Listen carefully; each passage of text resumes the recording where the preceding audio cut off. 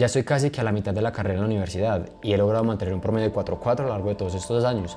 Pero para lograr esto no he necesitado ni que estudiar 12 horas al día, ni he sacrificado mi vida social, ni me he dejado llenar de trabajo y estudio para la última hora. Realmente la mayoría de ese tiempo ha sido un proceso muy fluido y relativamente sin estrés. Y la mayoría piensa que para poder llegar a tener un buen promedio se la tienen que pasar estudiando todo el día y sacrificando todo el resto de los aspectos de su vida. Pero realmente esto no es así. Sí, hay que trabajar muy duro. Pero algo que muchos olvidan y que realmente es igual de importante es que hay que estudiar inteligente.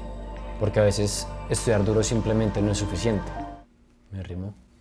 Hola a todos, yo soy para un estudiante de medicina en Colombia y hoy te voy a intentar explicar cómo trabajar inteligente y no duro. Extiende tu estudio. Bueno, eso es un concepto muy básico pero muy sencillo, pero que igualmente es muy poco utilizado. Y si eres alguien que se estresa muchísimo y siente que se programa pésimo para la estudiada, donde no tiene control como por el final de su semestre porque se deja acumular de todos esos trabajos, pues este consejo va a ser muy útil para ti. A ver, la cantidad de horas que los estudiantes estudian después de las clases al principio del semestre es relativamente baja. Pero a medida que el semestre va avanzando, se van acercando los exámenes, entonces hay que aumentar las horas de estudio. Y asimismo aumenta el estrés. Y justo 2 semanas antes de ese examen es cuando vemos ese pico donde más estudiamos y donde más estrés tenemos. Y es en ese momento en donde todos empiezan a quejar que no tienen tiempo para nada más, que solamente están clavados y clavados estudiando, pero es porque simplemente no estudiaron inteligente. Lo triste de esto es que solamente estudiamos cuando sentimos esa presión de los exámenes y es muy probablemente como tú estudias, como la mayoría estudia. Pero lo que queremos es que nos vaya lo mejor posible, entonces vamos a ver algo completamente diferente. Al principio del semestre yo me pondré un objetivo de cuántas horas quiero estudiar diariamente, independientemente si son clases o si es estudio por mi cuenta. Eso podrían ser 6 horas, 8 horas, 10 horas, depende de ti, depende de cada uno de ustedes. Y como yo recomendaría esto es que simplemente pensemos que esto es un turno de trabajo. Entonces si mi objetivo son estudiar 8 horas, comencé clase a las 7 de la mañana, terminé clases a las 11 de la mañana. O sea, ya estudié 4 horas en clases. Ahora es momento de estudiar otras 4 por mi cuenta. Y acá, el punto clave es que simplemente se pongan unas horas que sepan que son capaces de cumplir. Sean 4 horas, sean 6 horas, sean 12 horas. Lo importante es que sepan cómo mantener ese ritmo todo el tiempo durante todo el semestre. Y lo que casi siempre hago yo es que como al principio del semestre no hay tantos temas para revisar, pues no hemos visto tantas clases, pues entonces adelantémonos al resto de los estudiantes y empecemos a ver videos de la clase de mañana, leer libros de la clase de mañana o hacer la investigación que me toca hacer cada 15 días para poder presentar una exposición. Y ya a medida que va avanzando las clases, a medida que ya vamos viendo más temas, pues ya va a haber material para revisar. Y si todavía no están convencidos, pues vean, les muestro la ventaja. En este punto del semestre, al inicio, nadie está adelantando los temas, nadie se está preocupando por ese examen que viene por allá en 2 meses, en 4 meses. Nadie está evitando que se le acumulen todos esos temas y dejarlos para el final del semestre. Y simplemente es porque no ven la presión de un examen cerca a ellos. Y acá es donde le pueden sacar ventaja al resto de los compañeros. Pues como no hay un examen cerca, pues hay que aprovechar y es una forma de estudio mucho más relajada.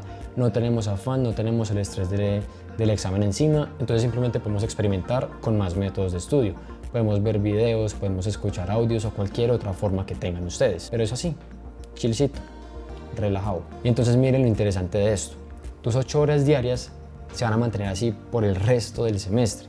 Mientras que tus compañeros, como no hicieron un culo desde el principio, simplemente esas horas van a tener que ir aumentando exponencialmente. Tú no. Tú sigues en tus mismas 8 horas diarias, tranquilo, e incluso días antes del examen. Y casi siempre sin estrés. Entonces por esto es que la mayoría de mi semestre, la mayoría de mi carrera en la universidad ha sido libre de estrés. Porque simplemente voy ya más adelantado que muchos y se mantiene todo el tiempo mi horario de 8 horas diarias todos los días. Elimina el pseudoestudio.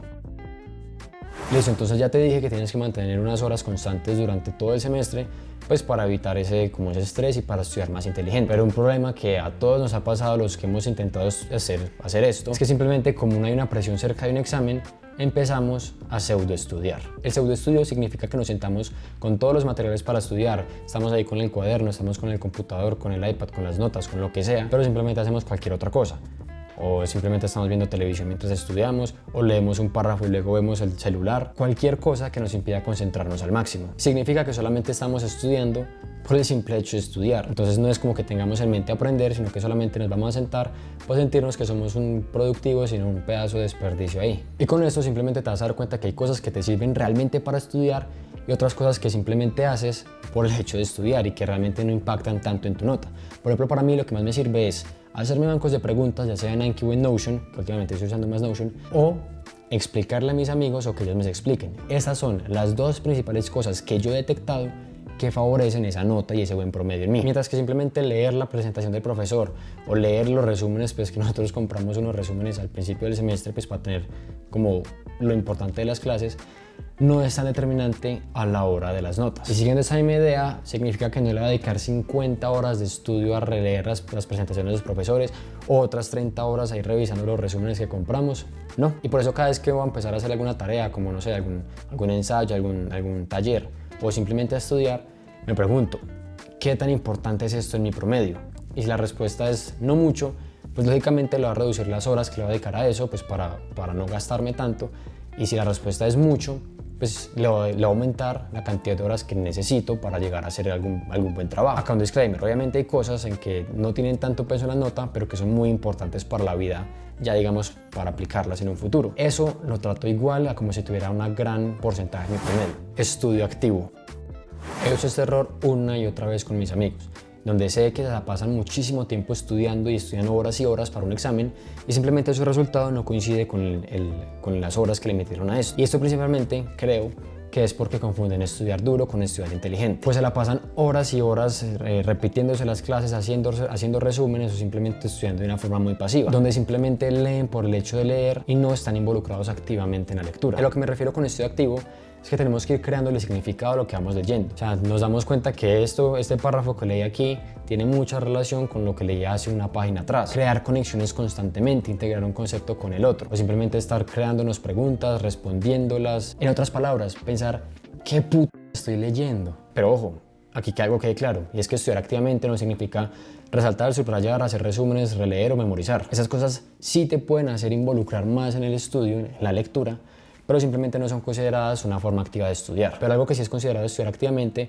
es hacernos preguntas, enseñar a alguien más, hacer mapas mentales. Pero si quieres mucho más detalles, te recomiendo este video de acá. Evita hacer multitareas o multitasking, que suena más bonito.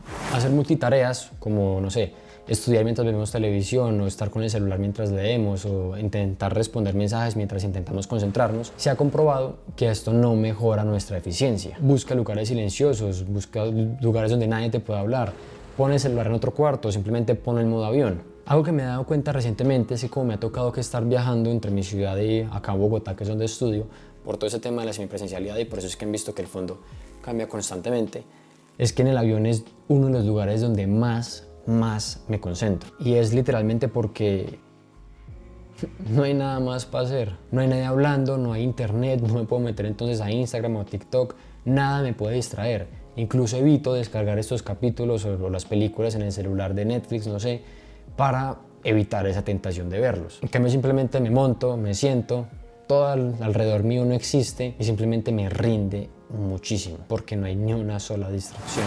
La técnica de práctica distribuida. Como han visto, este video se trata de las prácticas más eficientes que hay y precisamente la práctica distribuida es una de esas. Esto lo que básicamente significa es que vamos a distribuir nuestro estudio en pedazos pequeños en días o semanas. Digamos que por ejemplo vimos una clase, luego llegamos a la casa y digamos que calculamos que esa clase nos va a demorar revisarla por completo 4 horas. Entonces simplemente hoy la revisamos 30 minutos, mañana otros 30 minutos.